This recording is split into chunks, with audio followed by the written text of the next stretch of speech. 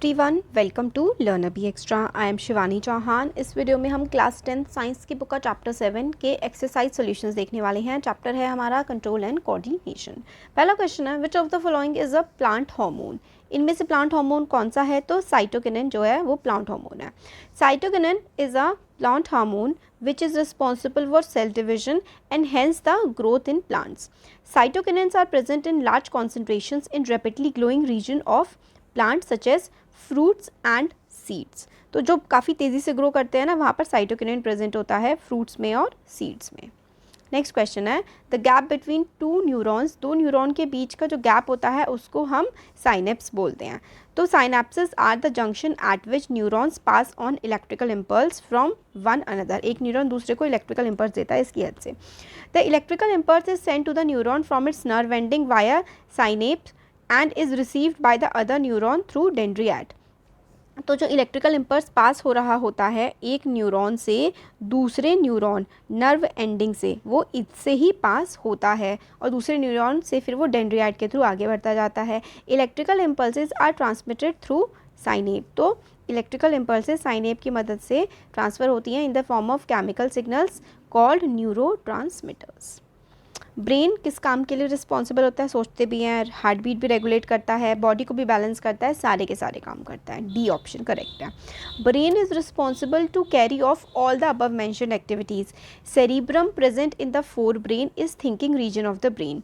Hind brain regulates involuntary activities such as heartbeats and balancing of body। तो brain जो है वो responsible होता है सारे के सारे कामों के लिए। सेरेब्रम जो कि फोर ब्रेन में प्रेजेंट होता है वो थिंकिंग रीजन है दिमाग का। हिंड ब्रेन जो है वो इनवॉलेंटरी एक्टिविटीज़ को हम लोग को रेगुलेट करके देता है, जैसे कि हार्ट बीट। इनवॉलेंटरी एक्टिविटीज़ यानी कि जो इस पर हमारा कंट्रोल नहीं होता, हार्ट बीट पे हम कंट्रोल थोड़ा ना कर सकते हैं, वो काम होता है हिंड ब्रेन का। और सेरेब्रम जो कि फोर ब्रेन में प्रेजेंट होता है वो सोचने वाला रीजन होता है दिमाग का।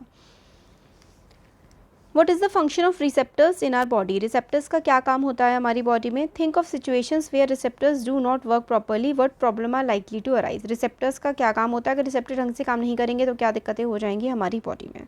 तो specialised tip of nerve cells such as receptor which are located in the sensory organs skin, tongue and retina of eye, inner ear and nose. तो इन सब जगह पर रिसेप्टर्स होते हैं, यानी कि बाहर के सिग्नल्स को रिसीव करने का काम करते हैं हमारी जो सेंस ऑर्गन्स होते हैं। आँख देखती है, कान सुनते हैं, नाक सूंघती है, जीभ टेस्ट करती है, स्किन फील करती है ना। तो ये सब रिसेप्टर्स होते हैं इन सब जगह पर। Receptors sense the changes in the environment and generate an impulse accordingly which is transmitted to the central nervous system to generate a response. तो जो भी बदलाव होते हैं एनवायरनमेंट में उसके हिसाब से इम्पल्स जाता है हमारी बॉडी में नर्वस सिस्टम में, और नर्वस सिस्टम से हमारा रिस्पॉन्स आता है। Receptors that are present in the tongue detect taste. तो रिसेप्टर्स जो कि हमारी जीभ में प्रेजेंट होते हैं वो टेस्ट को डिटेक्ट करते हैं। Such receptors are called gustatory receptors. तो गस्टेटरी, ठीक है, गस्टेटरी रिसेप्टर्स क्या करते हैं? टेस्ट को डिटेक्ट करते हैं। गस्टेटरी रिसेप्टर टेस्ट को डिटेक्ट करने का काम करते हैं। Olfactory receptors are the receptors present in the nose that detect the smell. तो जो ऑल्फैक्टरी रिसेप्टर्स होते हैं वो नोज में प्रेजेंट होते हैं, वो स्मेल को डिटेक्ट करते हैं। टंग में जो है वो टेस्ट को डिटेक्ट करने वाले रिसेप्टर्स होते हैं। When we fall sick with common cold our nose often blocked, ठीक है, नोज ब्लॉक हो जाती है। Due to this blockage the olfactory receptors are unable to detect the smell, ठीक है, नाक में गंदगी जम जाती है ना, उसकी वजह से हमारी जो रिसेप्टर्स होते हैं ना, ऑल्फैक्टरी रिसेप्टर्स, वो स्मेल को नहीं डिटेक्ट कर पाते। Thus we can not smell anything if our olfactory receptors do not work well. अगर हमारे ऑल्फैक्टरी रिसेप्टर्स, सूंघने वाले जो रिसेप्टर्स हैं वो अच्छे से काम नहीं करेंगे तो हमें कुछ स्मेल नहीं आएगी। If receptors do not work properly we can not respond to external stimuli. This might lead us to dangerous situation such as burning of hands if we can not sense heat of the flame. तो भाई आग के पास आ जाता है, अपने आप हट जाता है, रिसेप्टर्स स्किन में होते हैं, डिटेक्ट करते हैं गर्मी है और नुकसान पहुंच जाता है, तो फटाफट वो पीछे खींच लेते हैं। अगर वो रिसेप्टर्स काम ही नहीं करेंगे तो हमारी बॉडी हर्ट हो सकती है। नेक्स्ट क्वेश्चन है, draw the structure of neuron and explain its function. देखो ये है न्यूरॉन का स्ट्रक्चर, फंक्शन देख लेते हैं। इसमें एक न्यूक्लियस होता है और साइटोकिनिन होता है इसमें, ठीक है, साइटोन होता है, एक्सॉन होता है, डेंड्रियॉन्स, डेंड्रियाइट्स होते हैं, न्यूक्लियस होता है, नर्व एंडिंग होती है, साइनेप होता है। तो ये देखते हैं फंक्शन ऑफ न्यूरॉन क्या होते हैं। Neuron is the basic unit of nervous system. Neuron nervous system की बेसिक यूनिट है। They generate and transmit electrical impulses, और ये क्या करते हैं? जनरेट भी करते हैं, ट्रांसमिट भी करते हैं इलेक्ट्रिकल इम्पल्सेस को। Different parts of neurons perform different functions. Neuron के अलग अलग पार्ट्स अलग अलग फंक्शन परफॉर्म करते हैं, जैसे कि एक्सॉन क्या करता है, लॉन्ग स्लेंडर स्ट्रक्चर है, लंबा सा ये एक स्ट्रक्चर है which transmit electrical impulses away from the cell body. Axon एक लॉन्ग सा स्ट्रक्चर है वो करता क्या है, ट्रांसमिट करता है इलेक्ट्रिकल इम्पल्स को सेल बॉडी से दूर। डेंड्रियाइट्स क्या हैं, these are branched structures which receive impulses from other neuron. Dendrites क्या हैं, ब्रांचिंग, डेंड्रियाइट्स जो हैं ब्रांच जैसे स्ट्रक्चर हैं, वो क्या करते हैं, रिसीव करते हैं इम्पल्स दूसरे न्यूरॉन से। एक न्यूरॉन, देखो ये कोई डेंड्रियाइट्स है ना, यहाँ पर डेंड्रियाइट्स हैं, ये बाकी सबसे इम्पल्स को जो है रिसीव करते हैं। डेंड्रियाइट ब्रांच स्ट्रक्चर है, रिसीव इम्पल्स करते हैं दूसरे न्यूरॉन से। They have large surface area to receive signals. Dendrites का सरफेस एरिया बड़ा होता है ताकि वो सिग्नल्स को रिसीव कर सकें। Dendrites receive electrical impulse and conduct them to cell body. Dendrites electrical impulse को रिसीव करते हैं और सेल बॉडी में भेज देते हैं। Most neurons have more than one set of dendrites. ज़्यादातर न्यूरॉन में एक से ज़्यादा डेंड्रियाइट्स होते हैं। नर्व एंडिंग या फिर axon ending, they transmit the electrical impulse to another neuron और an effector organ. To transmit the electrical impulse chemical signals are released. तो इलेक्ट्रिकल इम्पल्स को जो ट्रांसमिट करने के लिए केमिकल सिग्नल रिलीज होते हैं। ये हो गया हमारा क्वेश्चन नंबर 6। देखते हैं, how does phototropism occur in plants. Plants में फोटोट्रॉफिज्म किस तरीके से अकर होता है। तो phototropism is a directional movement. पहले तो देखते हैं कि फोटोट्रॉफिज्म होता क्या है।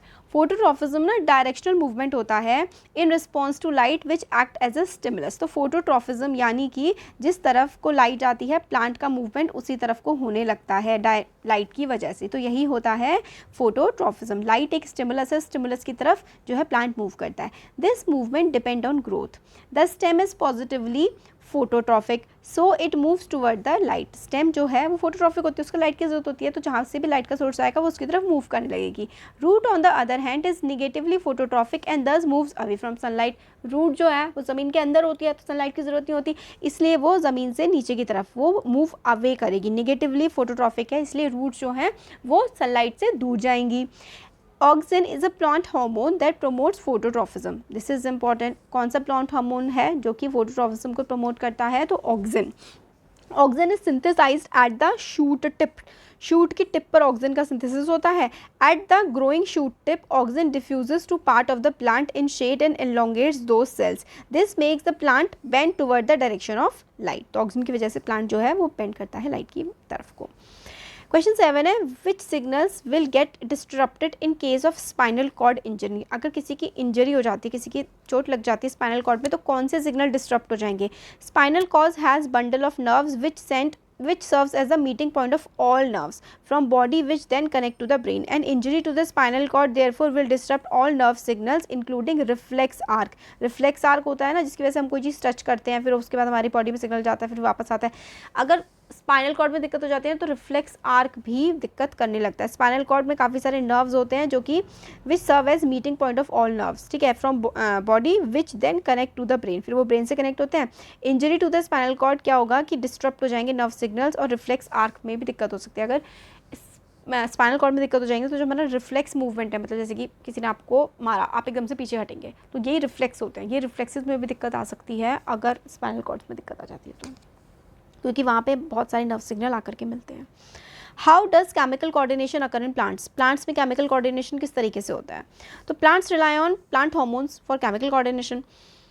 काफ़ी सारे प्लांट्स हार्मोन है, दिस इज वेरी इंपॉर्टेंट ये वाला question. Auxin, auxin is a plant hormone which is synthesized at the shoot tip, ठीक है, शूट होते हैं उसकी टिप पे होता है। It helps in the cells grow longer, cell बड़े हो इसमें हेल्प करता है auxin. It is responsible for bending of stem toward the light. थोड़ी देर पहले देखा था कि जो स्टेम लाइट की तरफ को बेंड होता है इसके लिए भी रिस्पॉन्सिबल होता है auxin hormone.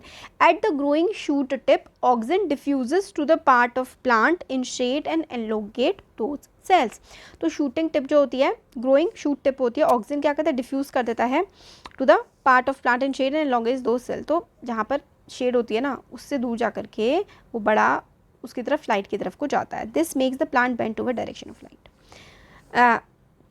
Gibberellin, like auxin, gibberellin also promote the growth of stem. It also play key role in the seed germination. Seed को बड़ा करने में और ग्रोथ करने में गिबरेलिन काम करता है. Cytokinin is responsible for cell division. Cells जो हैं उसको डिवाइड करने का काम साइटोकिनिन करता है. Enhance the growth in plants, और प्लांट में ग्रोथ में भी हेल्प करता है. Cytokinin are present in large concentration in rapidly growing regions of plants such as fruits and seeds. तो फ्रूट्स और सीड्स में जहाँ पे जो बहुत जल्दी जल्दी बढ़ना होता है ना, जिस पार्ट को प्लांट के, उसमें साइटोकिनिन होता है. Abscisic acid, plant hormone generally promote the growth of plant, however growth needs to be in check. Abscisic acid is a hormone that inhibits growth. Growth को रोकने का काम करता है, ये नहीं है कि बढ़ता ही जा रहा है बढ़ता ही जा रहा है. One of the effects of abscisic acid ABA is the wilting of leaves. तो लीव्स गिर जाती हैं, छोटी हो जाती हैं, है ना. ये ग्रोथ को रोकने का काम करता है एब्सिसिक एसिड. और ये जो हो गया ऑक्सिन बढ़ाने का काम करता है, कहीं बहुत ज़्यादा ही ना बढ़ जाए, इसलिए एब्सिसिक एसिड होता है. नेक्स्ट क्वेश्चन है, what is the need for a system, what is the need for a system of control and coordination in organism. तो भाई कंट्रोल एंड कोऑर्डिनेशन की ऑर्गेनिज्म को ज़रूरत क्यों होती है. Multicellular organism have complex body structure and with specialized system to carry out specific function. तो multicellular organism का जो body structure होता है वो काफ़ी complex होता है और अलग अलग वो काम करते हैं. To maintain life functioning of all these systems must be synchronized as all life processes are interdependent. तो सारे के सारे लाइफ प्रोसेस इंटरडिपेंडेंट होते हैं, तो उनकी फंक्शनिंग भी सिंक्रोनाइज होनी चाहिए, यानी कि एक की तरह से दूसरा काम करना चाहिए. All the system must work together to respond to external stimuli. Body में कोऑर्डिनेशन होना चाहिए ना, ताकि भाई अगर कोई गर्म चीज़ पर हाथ लग रहा है तो सही तरीके से बॉडी काम करे, ताकि हाथ हटा ले, मतलब stimulus. Thus, organisms have evolved a system of control and coordination. The coordination in human is carried out by nervous system, which through electrical impulses as well as through hormones. Chemical coordination, और ये जो हमारा nervous system होता है उसमें electrical impulses जाते हैं, chemical coordination होता है hormones की वजह से हमारी बॉडी सही से काम कर पाती है. तो control coordination तो बहुत ज़रूरी है ताकि हम लोग सही तरीके से फंक्शन कर पाएँ. How are involuntary actions and reflex action different from each other? Involuntary action, reflex action कैसे अलग हैं?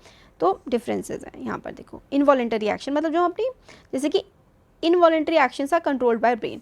Involuntary action क्या होता है, हमारा brain उनको कंट्रोल करता है, हिंड ब्रेन और मिड ब्रेन.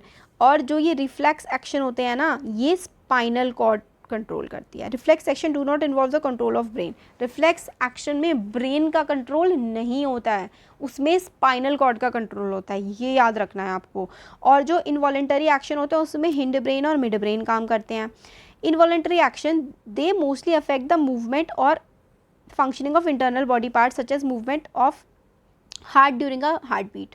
तो हार्ट बीट, इनवॉलेंट्री एक्शन ना जो हम अपनी मर्जी से नहीं करते, जो अपने बॉडी के अंदर अपने आप ही चल रहे होते हैं, वो इनवॉलेंट्री एक्शन होता है. रिफ्लेक्स एक्शन जैसे कि हाथ का मूव कर देना. तो reflex action provides an external response which involve the movement of skeletal muscles such as hand away from hot surface. तो रिफ्लेक्स एक्शन बॉडी के बाहर वाले जो हाथ वाथ हिला देना, पैर हिला देना, सर हिला देना, ठीक है, ये रिफ्लेक्स एक्शन होता है. इनवॉलेंटरी एक्शन जो है वो होता है जो हार्ट बीट, धड़क रही है, बॉडी के अंदर होता है, ये होता है. मिड ब्रेन हिंड ब्रेन काम करता है. रिफ्लेक्स एक्शन में स्पाइनल कॉर्ड काम करती है. ये क्वेश्चन बहुत इंपॉर्टेंट है. Involuntary action are produced in the response of internal stimuli. अंदर से आता है भाई, और ये एक्सटर्नल स्टिमुलाई, हाथ खींच लो अपना बाहर, ये एक्सटर्नल स्टिमुलाई होते हैं, यानी कि गर्म चीज़ है, बाहर की तरफ से एक्सटर्नल स्टिमुलाई मिला, यहाँ पे इंटरनल स्टिमुलाई, आराम से धड़कन चल रही है, बॉडी में ब्लड फ्लो हो रहा है, खाना पच रहा है, सब इनवॉलेंटरी एक्शन है. Reflex action spinal cord, involuntary action mid brain hind brain, याद करो, बहुत इंपॉर्टेंट है. नेक्स्ट क्वेश्चन हम लोग नेक्स्ट वीडियो में देख लेंगे, है ना. Welcome to learner B extra. I am Shivani Chauhan. इस वीडियो में हम क्लास 10 साइंस की बुक का चैप्टर 7 कंट्रोल एंड कोऑर्डिनेशन की एक्सरसाइज का क्वेश्चन 11 देखते हैं. Compare and contrast nervous and hormonal mechanism for control and coordination in animals. तो डिफरेंस हमें बताना है नर्वस कंट्रोल में और हार्मोनल कंट्रोल में. तो nervous control relies on the generation of electrical impulse and their conduction to bring about suitable response. तो जो नर्वस कंट्रोल है ना, वो इलेक्ट्रिकल इम्पल्सिस पे डिपेंड करता है. Hormonal control relies on the release of hormone, chemical substances which act as an effector organ to bring about the response. तो hormonal control जो है वो chemical substance पर डिपेंड करता है और nervous control electrical impulses पर डिपेंड करता है. Nerve impulses are transported through neurons. इसमें neurons काम करते हैं. Hormones are transported through blood और hormones के transport के लिए blood का इस्तेमाल होता है. Response is produced quickly. जो नर्वस कंट्रोल है उसमें तो रिस्पॉन्स एकदम फटाफट आ जाता है. Production of response is slower. तो जो रिस्पॉन्स है वो स्लो होता है. Effect is transient and vanishes as soon as response is generated.